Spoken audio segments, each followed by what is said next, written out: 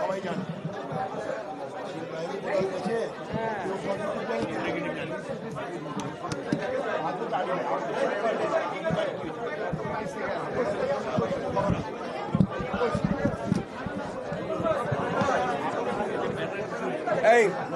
এই কি পুরোটা হয়েছে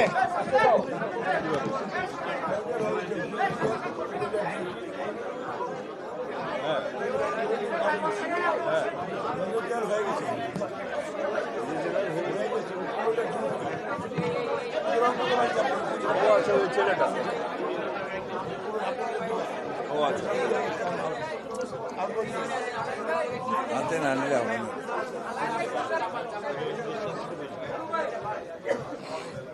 সাংবাদিক ভাইরা কি আপনারা এখন একটু নিজের নিজের জায়গায় নিজেদের অবস্থান গ্রহণ করেছেন? হ্যাঁ ঠিক আছে, ওকে।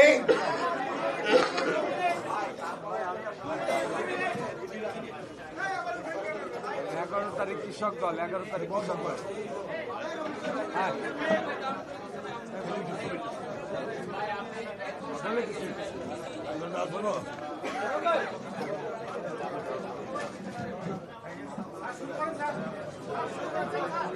প্রিয় সাংবাদিক বন্ধুগণ, প্লিজ এখন একদম কথা বলবেন না।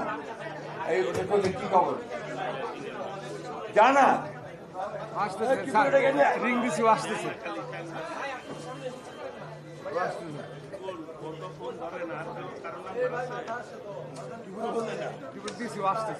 প্রিয় সাংবাদিক বন্ধুগণ, আসসালামু আলাইকুম। আজকে আমরা বাংলাদেশ জাতীয়তাবাদী দলের যে যৌথ সম্পাদক মন্ডলীর যে যৌথ সভা, সেই যৌথ সভা কিছুক্ষণ আগেই আমরা অনুষ্ঠিত করেছি। আপনারা সবাই জানেন যে আগামী 7 নভেম্বর শুক্রবার জাতীয় সংহতির বিপ্লব দিবস। এই দিনটি বাংলাদেশের রাজনৈতিক ইতিহাসে অত্যন্ত গুরুত্বপূর্ণ দিন এবং এই দিনে এই 7ই নভেম্বরের 50 বর্ষ পূর্তি হতে চলেছে। অর্থাৎ আমাদের জাতীয় জীবনের অত্যন্ত গুরুত্বপূর্ণ এই দিনে যে ঐতিহাসিক পরিবর্তন ঘটিত হয়েছিল, জনগণ এবং সৈনিকদের মধ্যে যে অভূতপূর্ব একটি ঐক্য সূচিত হয়েছিল, যার মধ্য দিয়ে এই দেশের সবচেয়ে সফল রাষ্ট্রনায়ক এবং স্বাধীনতার ঘোষক শহীদ প্রেসিডেন্ট জিয়াউর রহমানকে রাজনীতির অঙ্গনে নিয়ে আসা সম্ভব হয়েছিল। সেই জন্যই এই দিনটি আমাদের কাছে অত্যন্ত গুরুত্বপূর্ণ। আপনারা সবাই জানেন যে 7ই নভেম্বর 1975-এ সিপাহী জনতার বিপ্লবের মধ্য দিয়ে শহীদ প্রেসিডেন্টকে জিয়াউর রহমানকে গৃহবন্দী অবস্থা থেকে, অর্থাৎ 23 নভেম্বর এই দেশের বিরুদ্ধে যে চক্রান্ত করেছিল, সেই চক্রান্তকারীরা শহীদ প্রেসিডেন্ট জিয়াউর রহমানকে গৃহবন্দী করে রেখেছিল। সেই অবস্থা থেকে শহীদ প্রেসিডেন্ট জিয়াউর রহমানকে মুক্ত করে নিয়ে আসে এদেশের দেশপ্রেমিক সৈনিক এবং জনগণ। তারপরের ইতিহাস হচ্ছে বাংলাদেশের সাফল্যের ইতিহাস। শহীদ প্রেসিডেন্ট জিয়াউর রহমান এই রাজনৈতিক অঙ্গনের যখন কেন্দ্রবিন্দুতে এসে পৌঁছান এবং তিনি অতি দ্রুত বাংলাদেশের বাইরে যে চেহারা ছিল, সকলে যে বাংলাদেশকে বলতে একটা বটমলেস বাস্কেট, সেই বটমলেস বাস্কেট থেকে তিনি তাকে তুলে নিয়ে এসে সত্যিকার অর্থে একটা সম্ভাবনার একটা দেশ হিসাবে তাকে চিহ্নিত করতে সক্ষম হয়। এবং তার আমলেই শুরু হয় সত্যিকার অর্থেই এক ইমার্জিং টাইগার হিসেবে বাংলাদেশের বেরিয়ে আসার সূচনা। শহীদ প্রেসিডেন্ট জিয়াউর রহমান বাংলাদেশের রাজনৈতিক ইতিহাসে একজন ক্ষণজন্মা পুরুষ। আমরা সবাই জানি যে 1971 সালের সেই 25শে মার্চ 26শে মার্চ 25শে মার্চ যখন আপনার হানাদার বাহিনী, পাকিস্তান হানাদার বাহিনী ঝাঁপিয়ে পড়েছিল নিরস্ত্র জনগণের উপরে, তখন 26শে মার্চ এই অকুতভয় সাহসী সামরিক সেনানায়ক তিনি চট্টগ্রামের কালুরঘাট কেন্দ্র থেকে বাংলাদেশের স্বাধীনতার ঘোষণা দিয়েছিলেন, আই রিভল্ট এবং I declare independence of Bangladesh, এই কথা বলি। তারপরে দীর্ঘ 5 বছর ছিল আওয়ামী দুঃশাসনের ইতিহাস। এই 5 বছরে আওয়ামী লীগ অত্যন্ত ভয়াবহভাবে বাংলাদেশের মানুষের যে আশা আকাঙ্ক্ষা ছিল সে আশা আকাঙ্ক্ষাকে ভুলুণ্ঠিত করে। শেখ মুজিবুর রহমানের নেতৃত্বে সেই দিন আওয়ামী লীগ বাংলাদেশে একটা দুঃশাসনের রাজত্ব প্রতিষ্ঠা করে এবং তাদের সময়ই বাংলাদেশে শুধুমাত্র প্রশাসনিক ফেইলিয়রের জন্য দেশে একটা ভয়াবহ 1974 সালে একটা দুর্ভিক্ষ হয়, যে দেশে যে দুর্ভিক্ষে লক্ষ লক্ষ মানুষ না খেতে পেয়ে মারা যায়। এবং সেই সময়ে এই দেশের অর্থনৈতিক অবস্থা চরম বিপর্যয়ের দিকে যায়, যার ফলে আমরা দেখেছি যে সেই সময় স্বয়ং শেখ মুজিবুর রহমানই বলেছিলেন যে এই দেশে অর্থনীতি খারাপ হয়ে যাচ্ছে। তাই নয়, তৎকালীন অর্থনৈতিক সমিতির সভাপতি ডক্টর মুজাহিরুল ইসলাম তিনি শেখ মুজিবের সামনেই অর্থনৈতিক সমিতির যে আলোচনা সভা ছিল টিএসসিতে, সেখানে তিনি বলেছিলেন বাংলাদেশের অর্থনীতি তীব্র গতিতে রসাতলে যাচ্ছে। সেই অবস্থা থেকে শহীদ প্রেসিডেন্ট জিয়াউর রহমান বাংলাদেশকে তুলে নিয়ে আসেন। তিনি প্রথম হাত দেন রাজনৈতিক সংস্কারে, একদলীয় শাসন ব্যবস্থা থেকে তিনি বহুদলীয় গণতন্ত্রে নিয়ে আসেন এবং সংবাদপত্রের স্বাধীনতা তিনি নিশ্চিত করেন। কারণ সে একদলীয় শাসন ব্যবস্থা বাকশাল যখন প্রতিষ্ঠিত হয়, সমস্ত সংবাদপত্রগুলো নিষিদ্ধ করা হয়েছিল, মাত্র 4টি পত্রিকা চলবে এবং সব রাজনৈতিক দলগুলোকে নিষিদ্ধ করা হয়েছিল। এই কথাগুলো আমরা আজকাল ভুলে যাই, এই কথাগুলো বারবার বলা দরকার। এই জন্যই বলা দরকার যে শহীদ প্রেসিডেন্ট জিয়াউর রহমান সেই অবস্থা থেকে বহুদলীয় গণতন্ত্রে ফিরিয়ে নিয়ে এসেছিলেন, সংবাদপত্রের স্বাধীনতাকে নিশ্চিত করেছিলেন।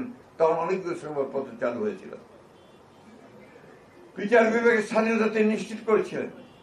এই যে আপনার সুপ্রিম জুডিশিয়াল কাউন্সিল তিনি গঠন করেছিলেন, যেটা আজকে আবার এতদিন পরে এই আপনার সংস্কারের যে আলোচনা, সে আলোচনার মধ্যে এসেছে। আজকে শহীদ প্রেসিডেন্ট জিয়াউর রহমান ছিলেন সেই ক্ষণজন্মা রাষ্ট্রনায়ক যিনি অর্থনীতিতে ব্যাপক পরিবর্তনের সূচনা করেছিলেন এবং অর্থনীতিতে একটা গতি সঞ্চার করেছিলেন।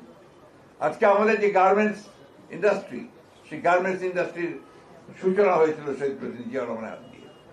আজকে আমরা এই যে বিদেশের শ্রমিক আপনার আমাদের যান, তারা কাজ করতে শ্রমিক ভাইয়েরা, অর্থাৎ এই যে আপনার রেমিটেন্স যেটা আমরা পাই, আমাদের প্রায় 1 কোটি মানুষ প্রায় বিদেশে কাজ করেন, এটার সূচনা কিন্তু শহীদ প্রেসিডেন্ট জিয়াউর রহমানের হাত দিয়ে।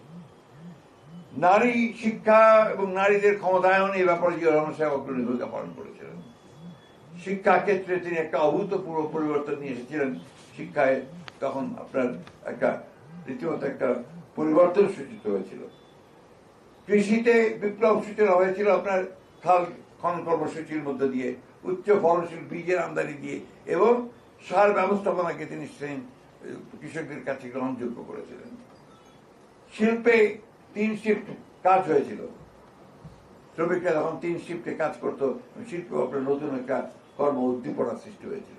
অর্থাৎ তার সেই শাসন আমলে দেশ একটা কর্মযজ্ঞে নেমে পড়েছিল। দুর্ভাগ্যজনকভাবে শহীদ প্রেসিডেন্ট জিয়াউর রহমানকে আবার সেই বাংলাদেশের শত্রুরা তারা নির্মমভাবে চট্টগ্রামের সার্কিটারে হত্যা করে। হত্যার মধ্যে দিয়ে আবার সেদিন একটা কালো হত্যার সূচনা হয়। কিন্তু আমরা বারবার যে কথা বলে এসেছি যে শহীদ প্রেসিডেন্ট জিয়াউর রহমান যে দর্শন দিয়ে গেছিলেন, বাংলাদেশি জাতীয়তাবাদের যে দর্শন, সেই দর্শন কখনো পরাজিত হতে পারে না। এবং সেই জন্যই বিএনপিও কখনো পরাজিত হয়নি, বারবার জেগে উঠেছে, একেবারে সেই ধ্বংসস্তূপ থেকে ফিনিক্স পাখির মতোই বিএনপি জেগে উঠেছে। প্রিয় সাংবাদিক বন্ধুগণ, তাই 7ই নভেম্বর আমাদের কাছে, কোনো জাতির কাছে অত্যন্ত গুরুত্বপূর্ণ একটা দিন। বিশেষ করে আজকের যে রাজনৈতিক প্রেক্ষাপট, যখন একটা মানুষ অনিশ্চয়তার হতাশার মধ্যে চলে যাচ্ছে এবং প্রত্যেকটি মানুষ বারবার চিন্তা করছে কি হবে, কি হতে পারে। আমরা দেখছি যে বাংলাদেশের শত্রুরা তারা আবার মাথা চালা দিয়ে উঠতে শুরু করেছে, মাথা তুলে উঠতে শুরু করেছে। আমরা দেখছি যতই সময় যাচ্ছে ততই বাংলাদেশে একটা অ্যানার্কিক সিচুয়েশন, একটা পুরোপুরি একটা নৈরাজ্য সৃষ্টি করার অপচেষ্টা চলছে।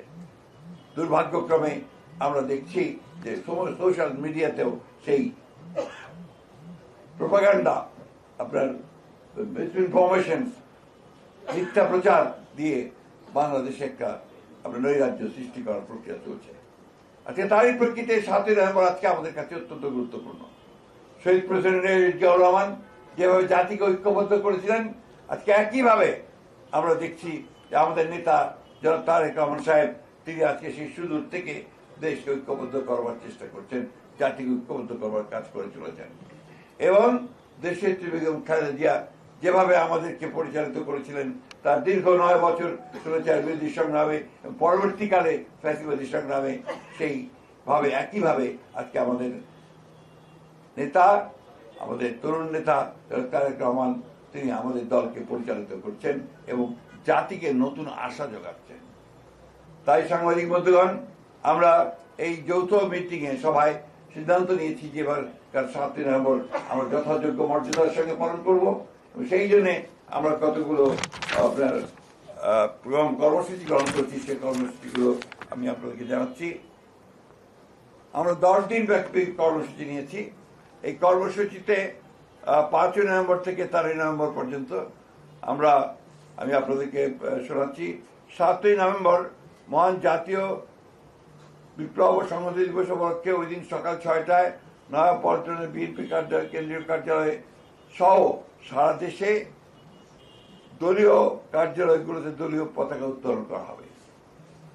2 নম্বরে দিবসটি উপলক্ষে 7ই নভেম্বর সকাল 10টায় দলের জাতীয় নেতৃবৃন্দ সহ সকল পর্যায়ের নেতাকর্মী মহান স্বাধীনতার ঘোষক সাবেক রাষ্ট্রপতি শহীদ প্রেসিডেন্ট জিয়াউর রহমানের মাজারে পুষ্পস্তবক অর্পণ করবেন ও ফাতিহা পাঠ করবেন।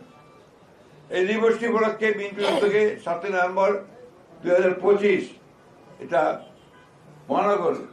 মহানগরের উদ্যোগে, ঢাকা মহানগরের উদ্যোগে শুক্রবার বেলা 3টায় নয়াপল্টনস্থ বিএনপি কেন্দ্রীয় কার্যালয়ের সামনে থেকে র্যালি অনুষ্ঠিত হবে। ওই দিনই সারা দেশে বিএনপির উদ্যোগে জেলা ও উপজেলা পর্যায়ে র্যালি অনুষ্ঠিত হবে।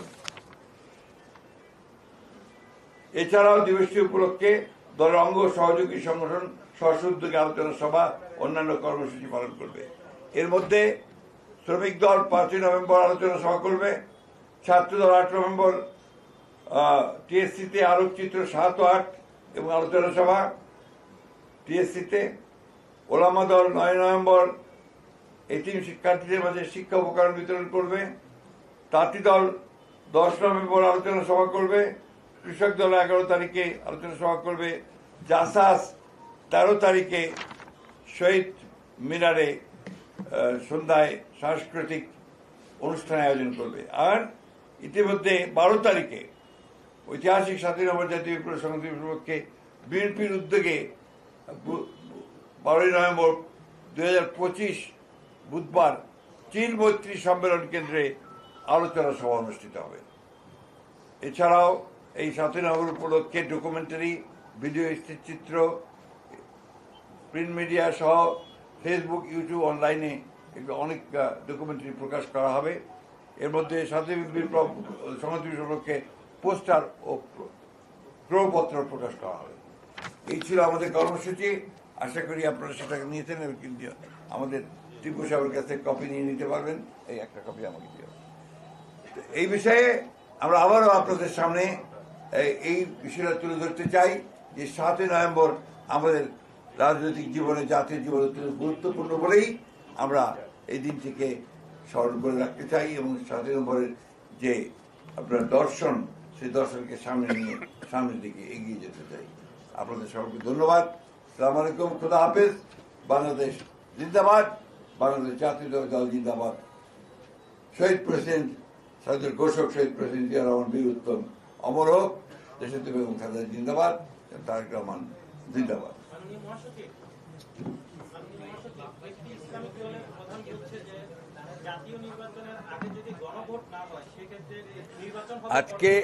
আজকে এই বিষয়ের বাইরে একটা প্রশ্নের উত্তর দেব না। Thank you.